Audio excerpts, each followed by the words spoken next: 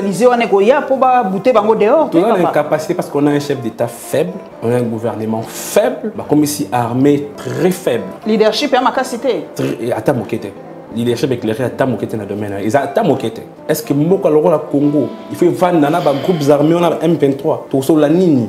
Mais après bah les bossotés papa pistis. Kabila ça faible. Kabila pas ça à mon côté. Mais tout vote qui est ailleurs on a poto ça mamlo Kabila ça là qui il y a bien qui ça alternance non. Il faut alternance dans la compagnie par le changement. D'habitude le sur le CGA IDPS un comme président Jean-Pierre Bemba il y a les arrangements politiques.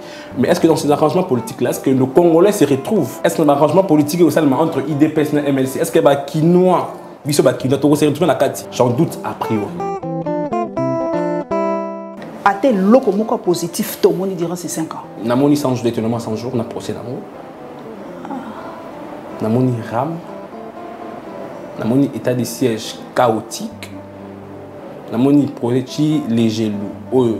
Na habité sur salami wapi, même si oza mopandisa ngoko aider ba ko mani. Ba ebate sika songolo pakala atteindre là 6 km salemi. Namoni école té au gouvernement etongi. Gouvernement auto-régime, ils ont eu des blocs au monde. Bon, il y a ram et Kenda.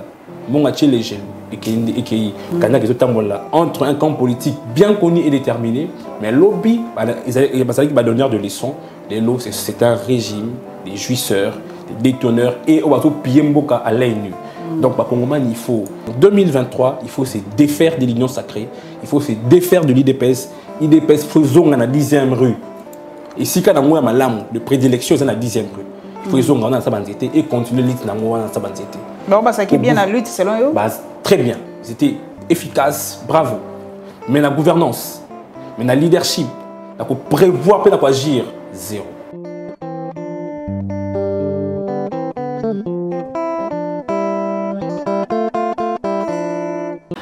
Tozali kosukisa poso bandeko na papa Pistis Mutemba azali porte-parole adjoint et en vol parti ya papa Deli Sesanga na ye tokosolola masolo ya mboka tokoramase na actualité nyonso ndenge lekaki na poso mobimba esengo mingi ozana lisusu papa Pistis. Mbote mingi maman Paulette na tonjo botonzi mingi ndongo pesi biso mbela pe ondimi ko yamba biso poto solama mbetali politique.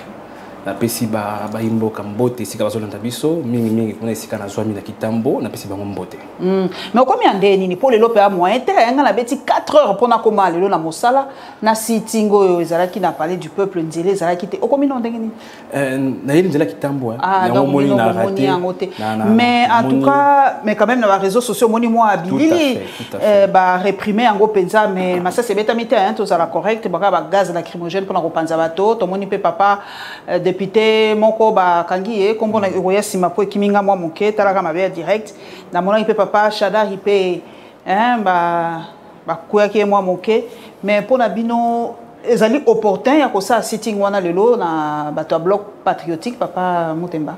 Déjà il faut que le baïté ba kongomani beaucoup li kondi mboka auto bengi la constitution na ba loi ya république et je pense ba kongomani opportunité, tout privilège à manifester. Na l'école qui tout na régime passé, biso na ba o bazal lelo na pouvoir to IDPS to union sacrée, to bunda pour état démocrate, état de droit démocratique. Voilà na katio moké zali ex-ministre de santé papa Kabange Numbi. Keye bakangi moké na police to weba ma information sima c'est quoi ça na maboka police. D'accord. Na l'école ba na l'école qui tout na régime passé biso na ba oyo lelo baza ko kamamboka to bundaki pona état de droit démocratique pe pour ba liberté fondamentale na ba droit ba kongomani za la respecter ba kongomani baza na droit ya manifester ce qui na likambo moko songolo to pakala izo sepelisa bango te baza na ndingisa wana ya kotambola to ya ko manifester ko réclamer ba droit na bango ezali civique la police. Ils allaient pour encadrer la manifestation et non pas pour réprimer. Parce que mais ça limite autorisation te papa Pistis c'est droit na bomba ba panza bango ba manifestation sur moment na que autorisation et pesami police encadrera sans problème hein. Bon, mais na l'impression net yambalo ba autorisation te. Na biso tous na kati ya bloc patriotique te na ebite ndenge ni lingomba wana isorganisaki mais na bandi te ba lingomba bloc patriotique ils ont décidé nouvelle élan ils a ba lingomba politique sérieux. la bandité te ba ko kende ko nali kambo ya bongo sans ko senga bona matadi autorisation information hein tout à fait ba ko komela quand même pour ba informer mais ba ko ba senga autorisation te quoi. Alors que la police ils ont pour encadrer et non pas pour réprimer brutalement tout le monde wana na internet c'est tout le monde na betando bandeko bazoki te police ezana tina wana te police efuta maka pour na sécuriser ba congomani na ba bien na bango et non pas pour réprimer sauvagement tout le monde na etando ya qui mais politiquement je pense que la politique il y a opposition tout ça la carrière moko tout ça la mingi dans la défensif au lieu plutôt d'être dans la défensive et dans l'offensif. Qu'est-ce que je veux dire par là? Pour le cadre de réformes électorales, le Banza a été en vol, là, partenaire de la G13, le Banza qui a été valé tout bêta dans le cadre de consensus extra-institutionnel, Libosonan. Tu es un banganga nzambe, bayi politique et opposition pour la majorité, la société civile, la bilingue, la maman. Pour te expliquer bango ba 18 innovation et automoni et la tina précisément dans la loi électorale to sur la miwana ya libanda parce que dans toutes les grandes démocraties classiques ba grande réforme ba solo la ranguna pour ça consensus il y a toutes les représentativités ba couche sociale nyonso donc c'est une diplomatie souterraine quoi exactement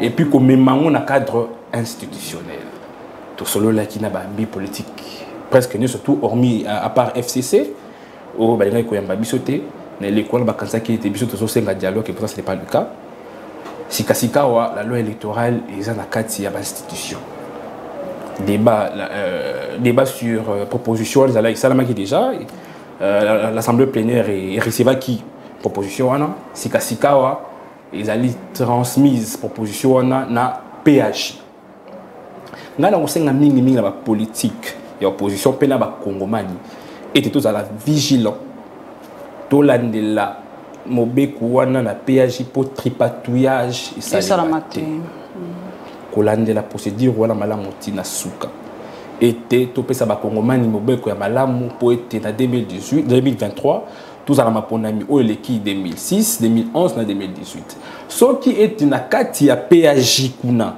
les tripatouillage et salimi basé élu au bassin d'opposition mais il faut du koyo ba fédérer dans cadre de pression populaire pour expliquer par congomani était to kenani dans cadre de consensus to solo les bambi politique pour nous proposer loi malam to meni en dans cadre d'institution to landeli procédure parlementaire nyonso et comité na PAG ce qui était ba au bazo kamba au bassin la majorité ba ça li preuve ya mauvaise foi par ko tripatouiller ko tailler sur mesure mobeko wana pour être balonga na ndenge ya tricherie to balonga na ndenge te ba élu bazala programmé par CENI provisoirement na cour constitutionnelle définitivement bazala ba au peuple ya ponité na isika wana nde siku faut associer peuple pour une pression populaire le en 2015 réforme yango eloko nini papa Delis Sanga proposé eloko nini ya sikalingi kokota na loi électorale wana ya yambo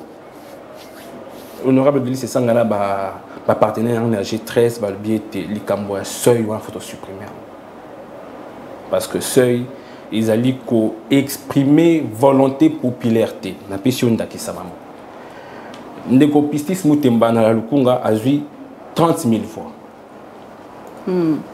ba élu ba congomani na lukunga bete papa pisito pesio mandat au Québec pour défendre la mission de l'Assemblée nationale mais c'est ni par un mécanisme par une arithmétique que oye morazo yeba wana o ba congomani ba éviter o pe ba élu ba zo maka ba éviter a rebattre les pististes et ali moto songolo to pakala ya parti songolo pakala a eu na 1000 voix par exemple parce que parti na était un seuil début atteindre seuil on to éviter yende fozoa et bonga ya ndeko pistis motemba au moment où l'expression populaire est pessi ndeko pistis donc ils allaient étouffer expression populaire élection et ça me rappelle une expression à sanité mais il y a tout nakati au maloba muke pona naza moi idée est-ce que na élection ça maki na France c'est ça mais est-ce que ça peut y en France par exemple ton na Belgique ba ça capé ba ça yo bon na France na yebi penda te lo la bango électoral sur le lenge nini na yemi bango za la kunate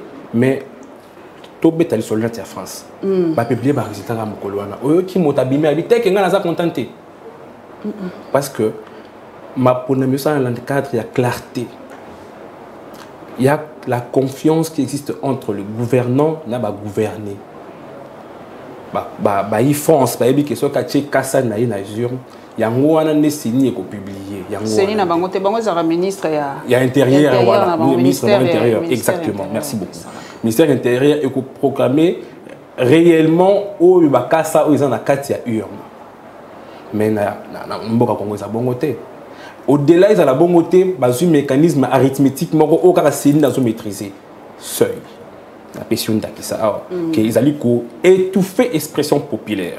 Élection, la bandeli, élection, ça a été peuple a payé sa mandat dans le cadre de sanctions positives ou négatives. Ce qui est là, Camille Mabé, a payé un carton rouge pour paiement. A payé sous confiance, va gérer pendant 5 ans. C'est n'y a constaté qu'à l'expression populaire, à constater ou à ces résultats provisoires et que la Cour constitutionnelle est statuée définitivement dans le cadre même des contentieux électoraux s'il y a lieu. Mais le cadre et à seuil, ils ont étouffé volonté populaire. Exemple, il faut être bureau par bureau et publier les résultats. C'est possible. Na centre nous tu que na Saint-Georges na Kitambo ce qui 18h et bêti tu as kangi ba porte tu ebité motali bosso a suit tel nombre de voix ba publier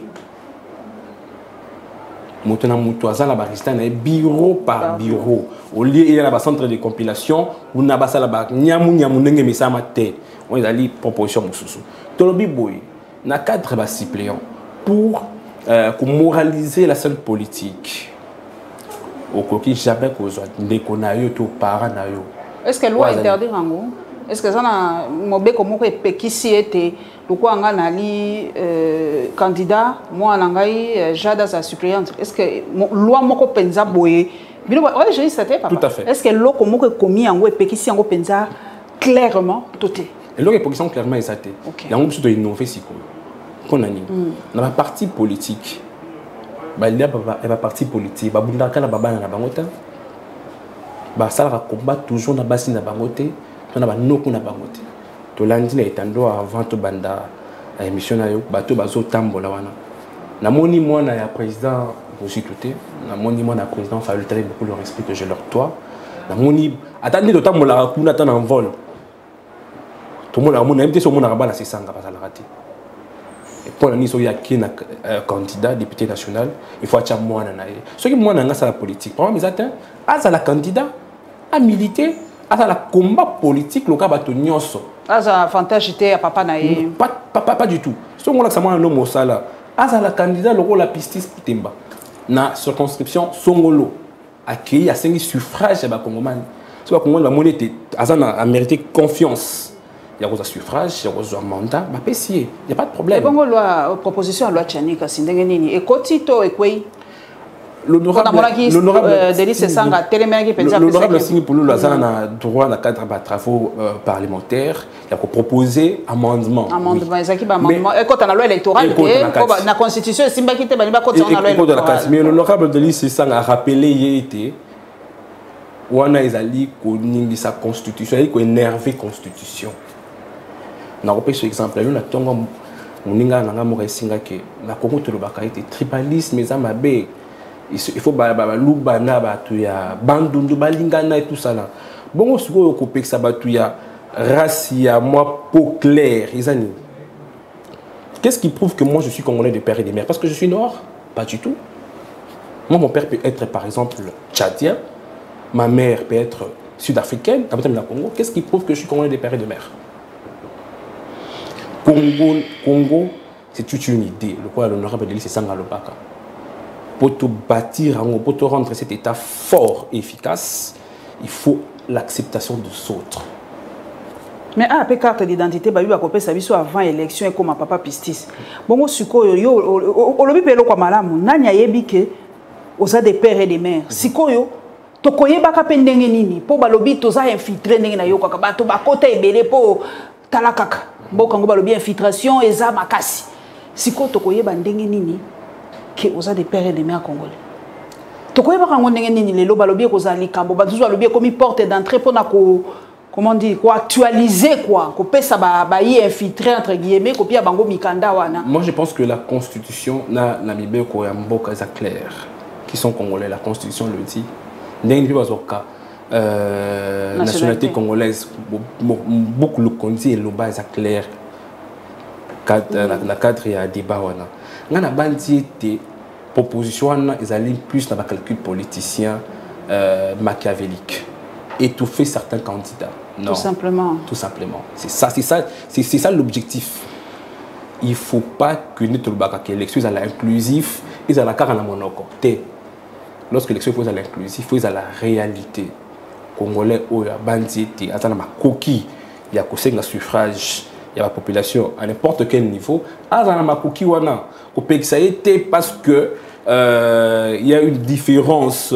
Soit tribal, soit racial, bon on était tout papa, ba candidat pe yango ya qui président comme déjà ko bima mingi tout monde déjà to yebi déjà net ba potentiel aussi vana masolo net papa Fayulu to yebi déjà que akoki kozala papa Muzito pa koki kozala papa Bemba koki kozala papa Katumbi akoki kozala lelo mitu mususu sike bandi ko bima avant il y a quelques heures papa l'ancien premier ministre Matata Ponyo il est déjà Mutu alobi aza candidat mingi pe na ba soupçon na ba rumeur l'ancien SG il y a eu des pèses papa Kabundu pe ba lobi akokipe kotia Mutu siko ngala kotuna porte-parole donc bouche autorisée papa Delice Sanga pe ba kalate to ko kapé candidat président oyebi mama ngana mona ngwa na yepe je me souviens na net tout le monde encore na internet que à l'objet de la candidat. Il y a le bosso dans le bas. Candidature, c'est une question personnelle. Lorsque on est coma. Mais bino pe bato ba oya yebo ko kipe ko pousser Mayelo pa Delice Sanga nango. Et là on est ko permettre répéter. Surtout qu'on soit président Mayelo quoi papa Delice Sanga. Nous on nga freiner point. Na zong le roi compliment la sengi ja merci na place naie était le pour la ba kongomani belé ba moni tazaka Mayele aza na boanya et ka wi ko mema mboka na mbongwana ezali malamu. To sengi bino pe botondi. Mais on a zolo ba ezati tango kokoka oyo yé azana brûler ba carte avant la makoki ya ko brûler papa pistis yo ça zo banga ko brûler ba carte taka boko ba ko binisele dossier mususu mandat d'amener pas du tout yango na zo bomba biso da volte imo honorable c'est ça ngoyebi ataka monongo la pocheté ana ba squelette dans placard terre pour comme boyele biso ba ko fungolele moi squelette moko papa Delice Sanga détourna ki soki nini toi azana dossier mon quelque part problème exacté j'espère pour na ya za clean hein problème exacté tant ngonge kokoka ako solo na ba kongomani kota la soki ako chato ko chati mais biso na volte le biboy cadre oyo et statut accation des candidatures au congrès dans le congrès ko betama to solo ma mbi ba candidature à tout le niveau. Mais au pas notre bête à CT, faut pas qu'on manie va retenir. Na tant ma ponana 2023 et kokoka. On vole la voie du changement au niveau politique na biso to kozala sima ya motote. To kozala sima ya parti politique sont l'auto paralaté. To kozala sima ya regroupement politique.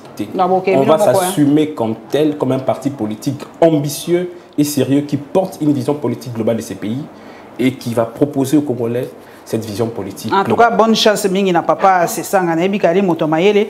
Matondi maman. En tout cas, mboka na biso ezana besoin bato ya motindo ba ko proposer ba loi makasi. En tout cas, ce papa Delice Sanga telemi na perchoir Assemblée nationale. Mituna biso sala ka po to zo ba papier na ba biki to ko komambango na ba stylo to ko komambango mbango po yeso ka lobi bo il faut que ne rotala na dictionnaire que ne mbango mbango. Merci na yo po na apport na yo na kati na mboka mais dossier mosusu sur makasi état de siège. Papa Martin Fayulu a lobby tâtonnement inutile. Maman Francine a lobby, il ne faut pas chercher milliard 14 ans, il faut pas lever état de siège. Papa. Tozo kapé à table ronde, vous sous ce que salema, kaka pour l'état de siège on a po. Et pas na bino na vol. Bon, avis na bino ezandeni ba lever état de siège, to et continuer kaka Papa Pistis. Ba korobani ba kobanza malamu tango ba décréter état de siège, allais-je dire que l'honorable de l'État Sangamba qui était toujours qui a na lombango. Azali a posé contre état de siège mais azali ko émettre ba réserve na cadre état de siège pour nani. État de siège n'est pas qui na lombango, ils allaient le la moins mesure mon ya communication tout la propagande. Au lieu ils allaient une mesure planifiée dans le cadre d'une stratégie pour que ba retomber à l'efficace. Na ko peso ndakisa. Na ba 8 zones opérationnelles na biso na est. Il fallait être to banana ko tala nini zo sala été pour na ba résultats à la efficacité to salité. To les mbalamoro to ke na état de siège. Deuxième chose, restructuration armée.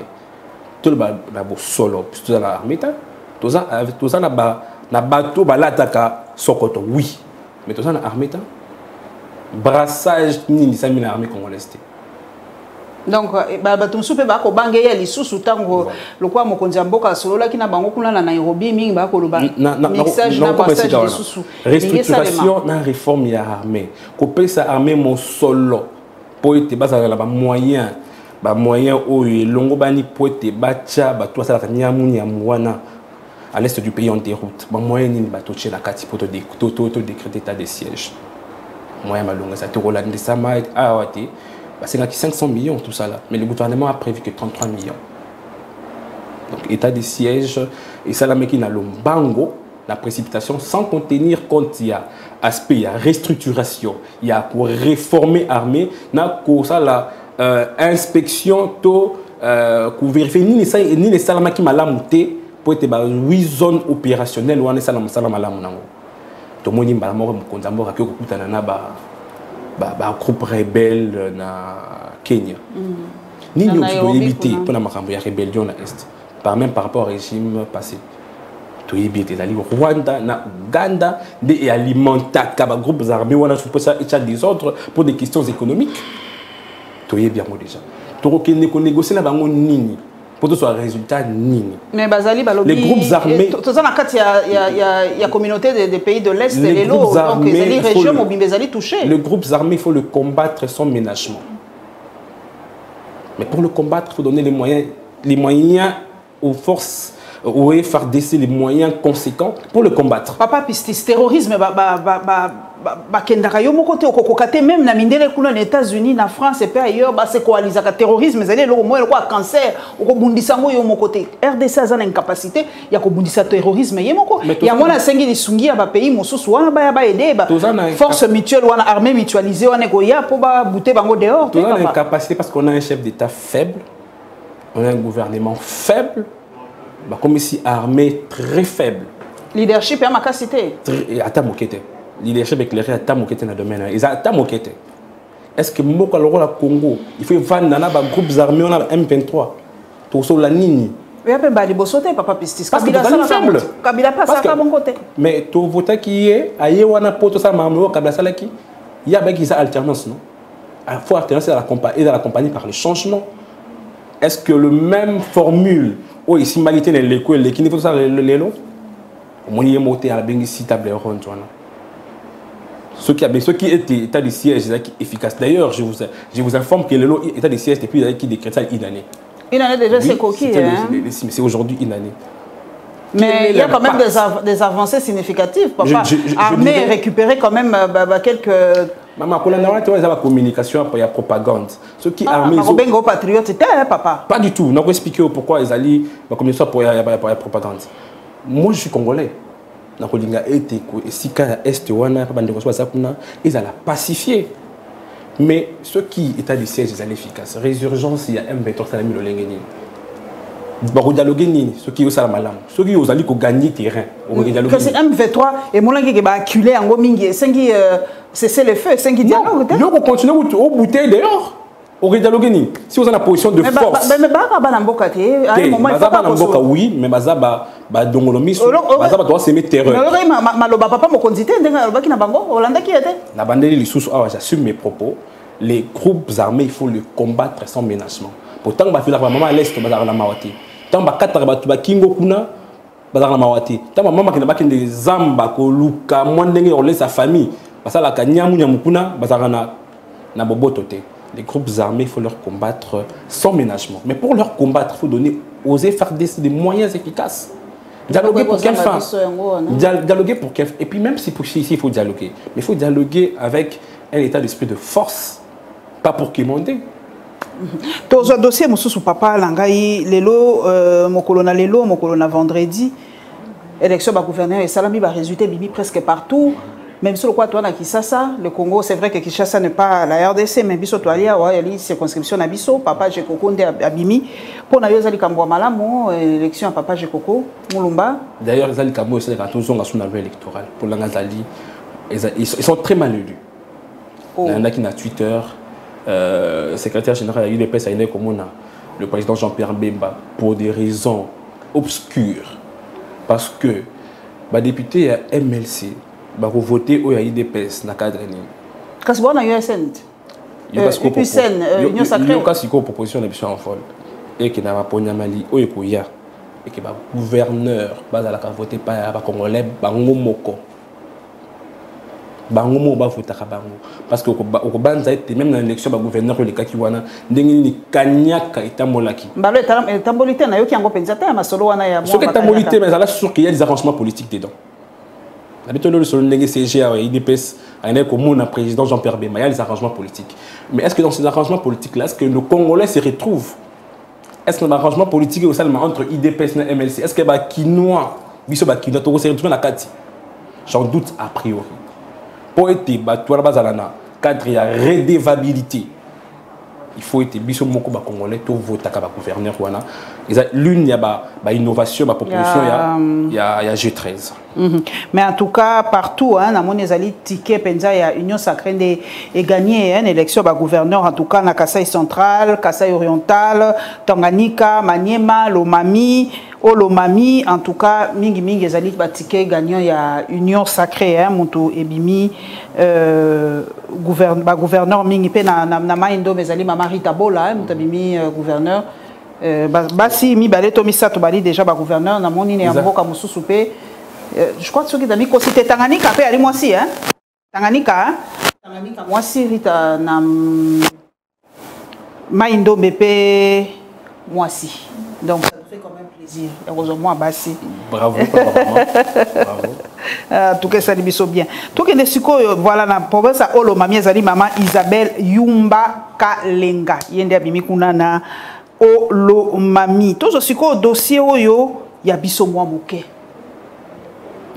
dossier nezo continuer kaka ya ko faire couler beaucoup d'encre de salive ba radier papa Pero Louara na UNPC donc ali so journaliste était na mokili na biso na Congo mais tout le monde peut ba réaction ezali vraiment ko fusée de partout tout le monde d'abord réaction ya papa Jean-Marie Kassamba na été sur otanga ki tweet na ye to une réaction na ye alobi que papa Pero Louara n'a fait n'a dit hein alobi kaka tout c'est que les gens disent out of the record est-ce qu'il y a une raison na banzi d'abord était ba Congoman généralement na bayi presse bato ba panzaka sabo baza na liberté à koloba bazoloba oyo ils ont fait réel mais je suppose que dans le cadre il y a fond na oui ko ba kala ndeko Pero Louara a bangate le fond ou la forme je parle du fond OK batende balobi forme qui mabe fond et koko zala bien mais forme c'est malam na ko ba kala bangate fond na yi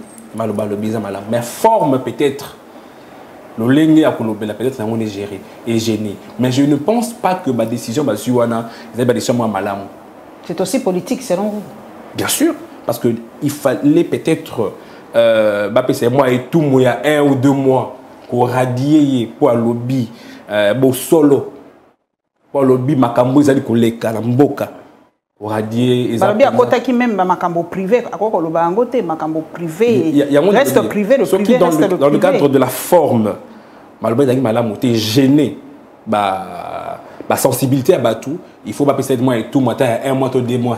Je pense que dans le cadre, il y a UNPC, il y a UNPC. Sanction aux alertes, 1 mois, 2 mois, 3 mois de suspension, mais pour radier, pour l'ongolayer, d'accord, ou dans la bandier, ils ont des décisions, ils ont des décisions collées quand même sévères. Parce que vous voyez qu'on ne peut jamais Congomani, Aloba, bon, solo, Aloba, Koloba, donc quand on est de côté, on doit faire Aloba. Mais ce qui était Motalobi, il faut qu'on puisse aller tout le monde au lieu de radier définitivement. Je pense que la décision elle est trop dure. Et ça étouffe même les libertés. Les libertés il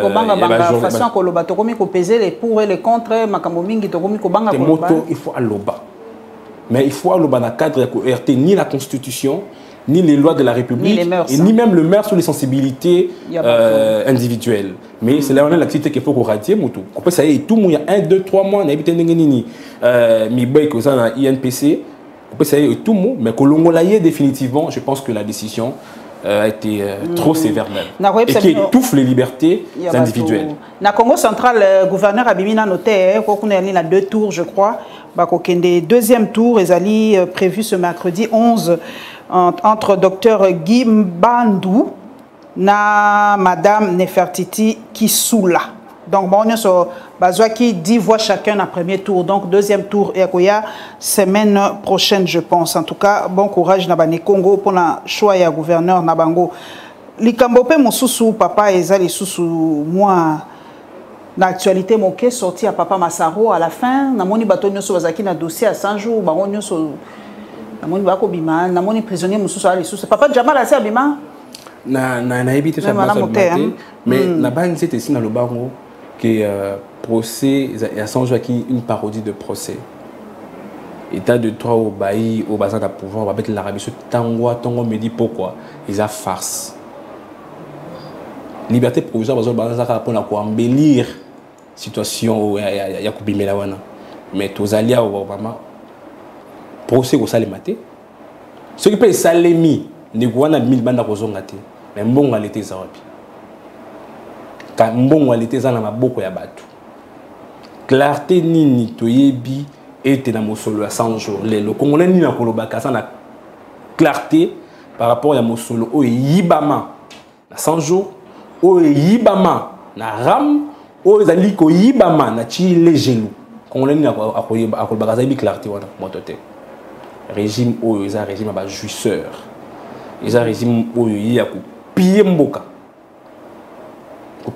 alay ni to so mona ke eza lokola muninga nanga danu ke fula lobaka na le kowana le kaki loko ba politique ba ndeko ba to mona te ba yibaka diamant cuivre to mona raté mais ne le ko yo to ça nango oyo gouvernement auto régime ils ont yiba bloko boso mona plusieurs programmes avec des détournements en termes de millions.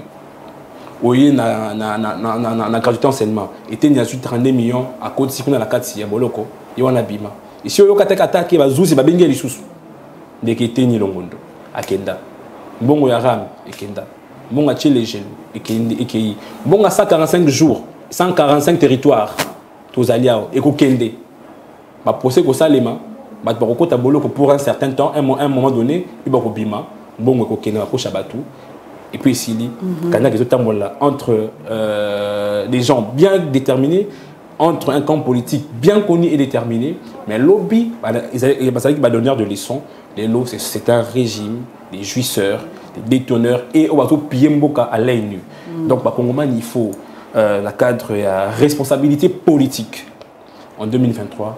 Il faut mbangu qu'on soit IDPS, qu'on soit dans la 10e rue, va continuer l'élite na sabanzete. Na moni pe awa pona makambo neti ya francophonie, na uta komona ba pesili susu moi neti go et ko ça en 2023. À la longue, j'ai encore francophonie est vraiment utile. Ils ont ben na kaka ba ko bimisa su mbongo pona j'ai encore francophonie toni. Yango na male ko lobate. Régime oza ya ba juicière na ba pierre. Ba profitera na kamo songolo pa kala mule bimi. Pour profiter de l'Cameroun, pas la milieu de mi. Et comme sous 2023 au moment a été dans la francophonie. Mais les années électorales 2023, toi, ma Cameroun, peut-être ali kuna bango ya suka pour être bas monga ba na campagne électorale té. Ba o ba dans la régime, ba ça la mongo ya l'état mon solo à l'État, bah moi à l'État pendant ça la campagne électorale.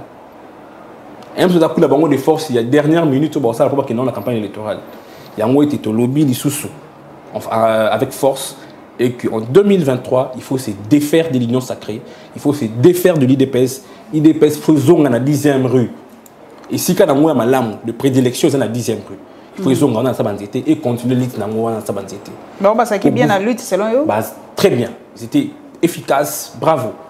Mais la gouvernance, mais la leadership, la prévoir peut agir zéro. Les comme on se soupe au balobina tout na bino ba juriste pour na yamba qui paie mon quoi na parmi ba réforme azali ba jeune bazali ko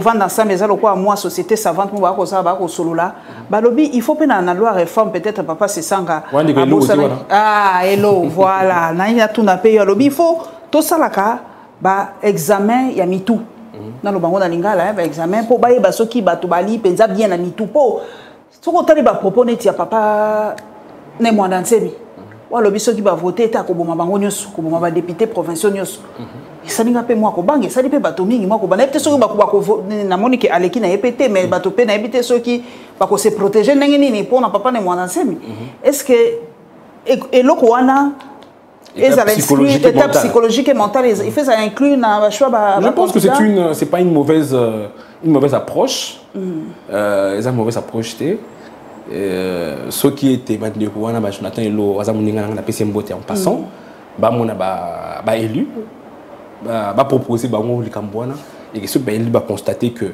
les alliés fait mon photo moi mis sur paiement maïel et comme ça comment malam pour être mon cannabis au moment de perdre beaucoup d'énergie beaucoup peuple congolais azeli aming azali tellement déçu plus de 60 ans après, et le peuple a zuté. Promesse na promesse. Discours démagogique après discours démagogique. Mais dans l'assiette, l'obi n'a qui moi dans la salle pendant que je suis à Foufou. Mais il y a 48 000. La Bessie, Nico Faye, il y a une démarche didactique à Malam. Il y a 48 000. À ma grande surprise, ils ont bien. Aux a pas mis ma seule congolais, ils sont 5. Oh là là. À ma grande surprise, ils ont formé 60 000. Ah bon? Ah bon? Ah bon? De 48 000 à 60 000. La vie était ma maman n'a pas de bazo mon année makambo. Bazo mon année penza makambo ya usakanati.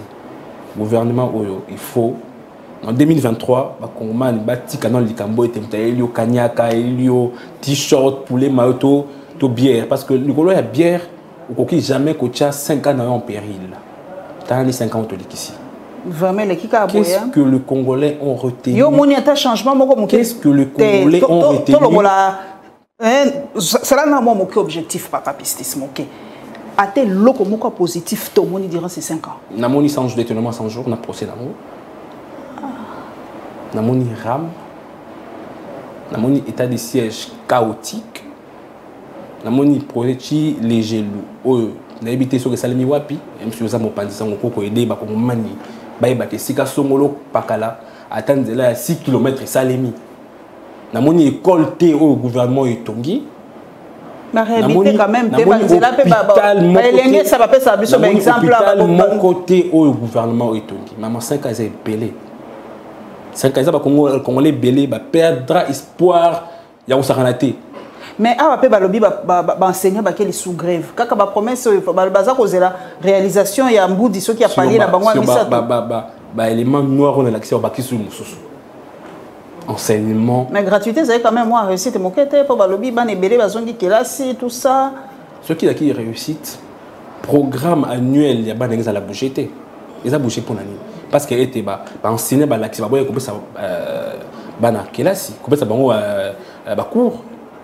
est-ce que niveau pénal enseignement il y a beaucoup de niveau où les parents ne se plaindre langue tokosuki sana moi likambo oyo zo sala pe moi information moke na moi 2 minutes etika na biso likambo wenge ba ko sangana bi kwali jeune peut-être aux génération wenge moi je suis de 90, je ne sais pas si c'est cette génération, j'en sais rien. Pour Nayo, Balobi, Wenge Musica, Ezali Patrimoine National, kosangana na bango wana après 25 ans babeza pelo komoko bien. Est-ce que Papa Pistis le 30 juin yo pe kozala kuna na stade Martyrs? Je pense que j'aurai une activité na Kanluka. Si j'ai le temps, je peux y aller. Si j'aurai le temps. C'est une bonne chose que iwenge ba sangana li susu ba sepelisa ba congolais mingi ba kino ou ba sepelaka na musique, mais il faut pas ezala prétexte ya couler trésor public. Té. Les Congolais, nous avons un belé à Rosala. Ce qui est allié, particulier, on a un libenga. Pas de problème, bravo. Bon, vous n'êtes pas politisé en gros, non, pas que pas politisé. Récupération politique. Même pas. Base dans l'État, té bachangna makambouana té. Té.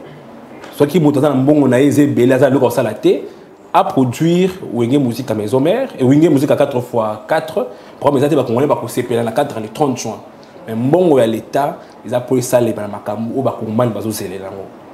Bon à l'État d'apprendre à quoi investir sur des questions essentielles pour être les Congolais ressentir qu'ils ont un gouvernement sérieux au lieu d'un gouvernement marionnette, ressentir qu'ils ont des dirigeants sérieux au lieu de boire ça les côtés. Bon à l'État, il faut la canaliser sur des secteurs de développement au lieu de boire complètement. Moi, une minute penza pour Barça aux réel au final biso batoto kumisaka Barça mikolo tokangi mwa monoko moke yo moto api Barcelone. Aïe, merci. Consolation à biso mais pour yo zomona vainqueur ya ezanani Real to eza Manchester hein. Je ne sais même pas. Équipe à Salana, équipe à Ezanine. Liverpool. Donc entre naturellement Liverpool. Ah, Barça, haineux, hein. Mais et pas nabiso moko balobi, lina foot nabiso koufi Papa Pistis. Bale beta matin. Tozo sepela ya baninga mais biso moko bi ke bale koufi. Parce que gouvernement, c'est un gouvernement sérieux té. Balobi Papa Kazali, ababi ezali suspendu la signature ya Papa Kazali. Ouais, parce que match va Léopard. Et pourtant, il y a beaucoup de ça qui na ba championnat tout ka na ba match parce que championnat local est koufa ba les beta marasuta. Mais balobi tikali signature ya Papa Kazali té abimisa mo mbongo po ba somba ba billet. Mais na makambwati na té anga sini banakala. Rassurez-vous. Na makambwati na té na o faut battre la tripatouage bacha maboko na mbongo engebe makala. Na makambo ezali essentiel pour te ba kongomani ba sepela. Signature vous allez retarder. Merci Papa Pistis, en tout cas merci loko leke panabiso, merci na yo nabi ke porte na biso eza ko fungama, pe sambote mingi na Papa Delice Sanga pour sala malamu. J'espère penza que okozala pe candidat à la présidence de la République. Pourquoi pas on a besoin ya bato ya boania na mboka na biso. Il faut te relever vraiment standing ya République démocratique du Congo, on en a vraiment besoin pour to komi penza classifié parmi bato suka, il faut vraiment to matamwa moke. Merci Nayo pe tokomona na mbalasima.